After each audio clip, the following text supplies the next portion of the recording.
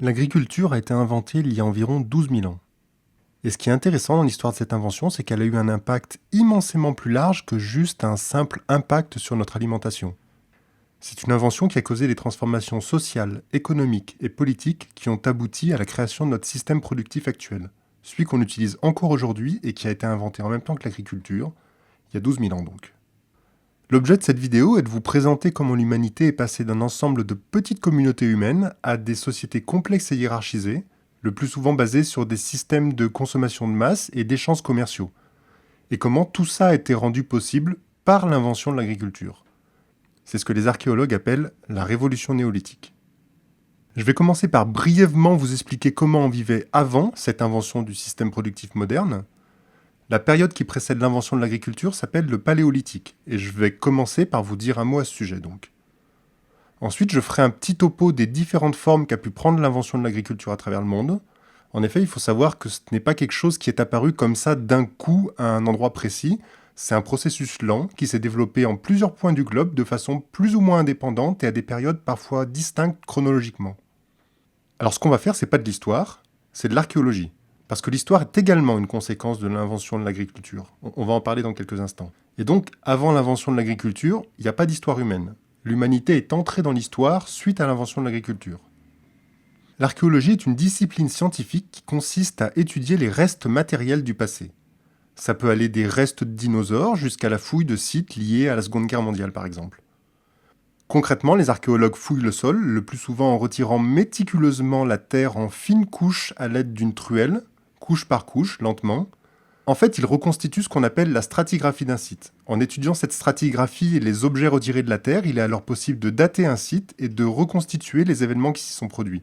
Un peu comme Colombo sur une scène de crime, si vous voulez. On étudie les éléments matériels et on en tire des déductions logiques pour comprendre ce qui s'est passé sur le site archéologique. L'histoire, c'est une toute autre méthode. Les historiens ne font pas de fouilles avec une truelle dans la terre, ils étudient des textes et des documents écrits de civilisations passées. Donc contrairement aux archéologues qui travaillent sur toutes les époques et toutes les civilisations, les historiens, eux, ne travaillent que sur les époques et les civilisations qui utilisaient l'écriture. Or, il se trouve que l'écriture a été inventée précisément pour comptabiliser les récoltes agricoles. Donc avant l'invention de l'agriculture, on n'a aucun texte écrit, et donc les historiens ne travaillent pas sur cette question. Les seuls chercheurs qui mènent des recherches sur l'invention de l'agriculture, ce sont les archéologues. Avant l'invention de l'agriculture, on est dans la période que les archéologues appellent le Paléolithique. Le Paléolithique, c'est la période de la préhistoire qui précède le Néolithique. Pendant cette période, l'humanité est encore constituée de chasseurs-cueilleurs, c'est-à-dire des gens qui ne produisent pas leur nourriture, comme nous le faisons aujourd'hui, mais qui la récupèrent dans la nature, en chassant les animaux et en cueillant les plantes et les fruits. Les populations paléolithiques sont encore assez peu nombreuses. Elles s'alimentent grâce à la chasse et à la cueillette, c'est-à-dire qu'elles dépendent de la disponibilité des ressources alimentaires sur une zone donnée. Si leurs sources de nourriture sont épuisées, alors elles bougent vers une nouvelle zone, et ainsi de suite. Le Paléolithique commence il y a 3 millions d'années avec l'apparition des premiers hommes et s'étend jusqu'à environ 10 000 ou 6 000 avant notre ère selon les régions. C'est donc de loin la période la plus longue de l'humanité. Alors les outils connus de cette époque sont surtout des outils en pierre taillée. Quand vous entendez parler de la taille des silex au Paléolithique, c'est de ça dont on vous parle. Mais le bois a certainement aussi été utilisé, c'est juste que comme il ne se conserve pas dans le temps, il a probablement été détruit parce que le bois, contrairement à la pierre, c'est un matériau putrescible. Et sur la fin de la période, l'os a également servi à faire des pointes de flèche. Par contre, le travail du métal n'existe pas encore.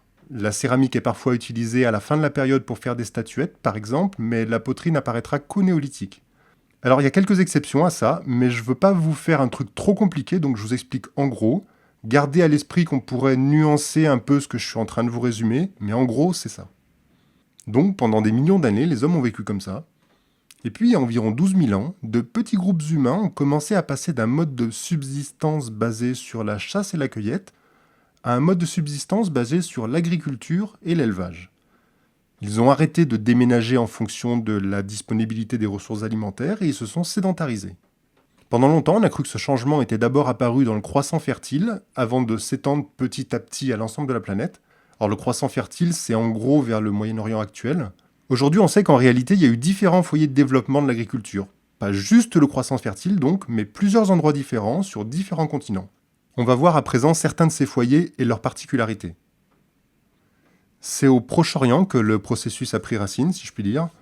Beaucoup d'espèces alimentaires connues chez nous viennent de là, le blé par exemple, dans une zone qui va du Sinaï jusqu'à la Turquie. La néolithisation a été un phénomène très lent qui commence vers 9500 avant notre ère avec les premiers essais de culture de céréales et en 8000 avant notre ère les premiers animaux domestiques.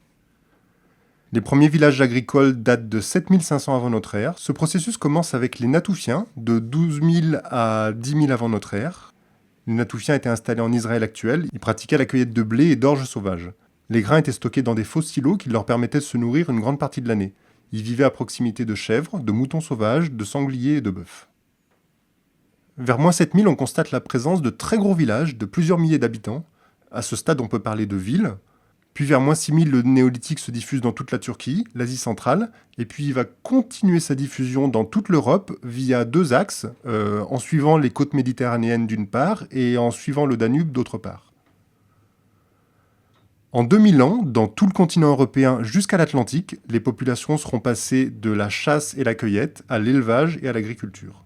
À cette période, vers 4500 avant notre ère, les agriculteurs vont se moderniser pour gagner en productivité. Ils vont inventer la traction animale, la roue, l'arère et la métallurgie. Sur le continent américain, 2 foyers de néolithisation ont été identifiés, un dans les Andes et un au Mexique. Dans les Andes, à partir de 6000 avant notre ère, l'archéologie a mis en évidence le passage d'un mode de subsistance basé sur la pêche et la cueillette à un mode de subsistance basé sur l'agriculture, avec notamment la culture du maïs dans le nord du Chili, vers à peu près 5000 avant notre ère. Le maïs joue un rôle essentiel en Amérique latine. Au Mexique, c'est un processus très lent avec ce qu'on pourrait appeler une proto-agriculture qui commence à se développer vers 8000 avant notre ère. Alors on a notamment la culture des courges, des haricots, de la pomme de terre, de l'avocat et l'élevage du lama. Le lama, si vous voulez, c'est un peu le mouton mexicain. Il sert à tondre l'herbe, il produit de la viande, de la laine et on peut même l'utiliser pour produire du lait. C'est compliqué de produire du lait parce qu'il n'en produit pas beaucoup, mais c'est faisable. Et puis à partir de 3000 avant notre ère, au Mexique, on a l'apparition de villages et on commence à voir les premiers ateliers de céramique. En Asie, il existe plusieurs foyers de néolithisation. En Chine, l'archéologie a permis de mettre en évidence l'utilisation de la céramique et d'outils en pierre polie à partir de 10 000 avant notre ère. En Asie du Sud-Est, la néolithisation se répand vers 8500 avant notre ère. C'est dans cette zone que se développe la culture du riz, le riz qu'on mange encore de nos jours d'ailleurs. En Chine du Nord, le néolithique est attesté vers 6000 avant notre ère avec la culture du millet et surtout la présence de porcs domestiques. En fait, ces porcs domestiques, c'est des sangliers que les hommes du néolithique ont capturés pour en faire de l'élevage. Parmi les autres foyers de néolithisation, on peut également citer la Nouvelle-Guinée où est apparue la culture du taro et de la banane. Alors pour ceux qui ne connaissent pas, le taro c'est un tubercule qu'on trouve dans les régions tropicales. Ça ressemble à ce que vous voyez sur votre écran. C'est la pomme de terre de la Nouvelle-Guinée si vous voulez. Alors là, on vient de faire un tour du monde un peu de cette révolution néolithique. On observe un même mécanisme qui aboutit aux mêmes transformations. L'invention de l'agriculture, c'est l'apparition de ce qu'on appelle aujourd'hui la division des tâches. Pour la première fois en 3 millions d'années d'existence, l'être humain cesse d'être un animal autonome. Il y aura des hommes qui produiront des céréales, d'autres de la viande, d'autres des poteries, d'autres fourniront des services à la communauté, assureront la sécurité du groupe ou l'entretien des bâtiments publics, mais plus personne n'assurera à lui seul la totalité de ce qui lui est nécessaire pour vivre. Le chasseur-cueilleur, il nourrissait sa famille entièrement lui-même. Mais l'éleveur, le potier, le soldat, l'ouvrier, aucun d'entre eux ne peut nourrir sa famille sans que d'autres hommes ne produisent la nourriture qu'ils consomment. Et tous les produits et tous les services n'ont pas la même valeur. Or, la division des tâches a spécialisé les hommes dans la production de certains biens ou l'offre de certains services, qui n'ont pas la même valeur donc, c'est la naissance des inégalités sociales. La révolution néolithique voit également la mise en place de la hiérarchie sociale, puis de l'organisation sociale en tant que telle, l'apparition de l'autorité, puis de l'État. Parfois, les pouvoirs se partagent entre tous, parfois ils sont concentrés dans les mains d'un groupe de personnes, voire d'une seule personne. C'est la naissance du monde moderne en fait. Par ailleurs, en favorisant la sédentarisation, l'invention de l'agriculture a radicalement transformé les modes d'habitat. Les populations n'ayant plus besoin de bouger en fonction de la disponibilité des ressources alimentaires, elles s'installent sur des lieux fixes, et donc elles construisent des maisons plus solides. Alors ça va être des maisons en bois, ça va être des maisons en terre, ça va être des maisons en pierre, mais ça va être des formes d'habitat pérennes, ce qu'on n'avait pas avant. Les humains se regroupent pour former des villages, puis des villes. La ville, qui a été inventée au cours de la révolution néolithique donc, c'est typiquement une forme d'urbanisme qui n'aurait pas pu exister sans cette révolution. La ville suppose l'existence d'une division du travail. On ne produit pas de nourriture à l'intérieur d'une ville. Donc pour que les villes puissent exister et que les gens qui vivent dans la ville ne meurent pas de faim, il est nécessaire qu'il y ait d'autres gens qui, eux, ne vivent pas en ville et qui produisent la nourriture des habitants de la ville. En regroupant les populations dans les villes, en permettant le stockage de denrées alimentaires et la création de biens manufacturés de plus en plus complexes, les céramiques pour le stockage, les outils pour le défrichage et la culture, il est vite apparu nécessaire de créer un système commercial pour l'échange de ces différents produits. Et ce système d'échange a rapidement eu besoin d'être mis par écrit pour garantir la bonne tenue du commerce. C'est dans le foyer principal de la naissance de l'agriculture, la Mésopotamie, qu'est aussi née l'écriture. L'écriture est née parce que des humains ont commencé à faire pousser des céréales dans des champs et à domestiquer des animaux. L'histoire humaine a commencé ici. Toutes ces innovations sont liées à une très forte croissance démographique. C'est normal, avec l'invention de l'agriculture, les populations bénéficient d'un régime alimentaire plus riche et meilleur, donc les gens vivent plus longtemps. Par ailleurs, ils vivent plus longtemps, plus confortablement, ils font plus d'enfants. Et puis, comme ils font plus d'enfants, ces enfants, ils font eux-mêmes plus d'enfants. Et la population mondiale commence à augmenter à une vitesse exponentielle. Ça a démarré à cette époque-là. Afin de déterminer à qui appartenait les terres cultivées, le concept de la propriété foncière est né. Pour la première fois, des gens revendiquent un droit de propriété sur le sol. Alors, cette notion de propriété privée apparaît aussi pour les animaux. Les animaux élevés sont la propriété de l'éleveur par opposition aux animaux chassés qui n'étaient la propriété de personne.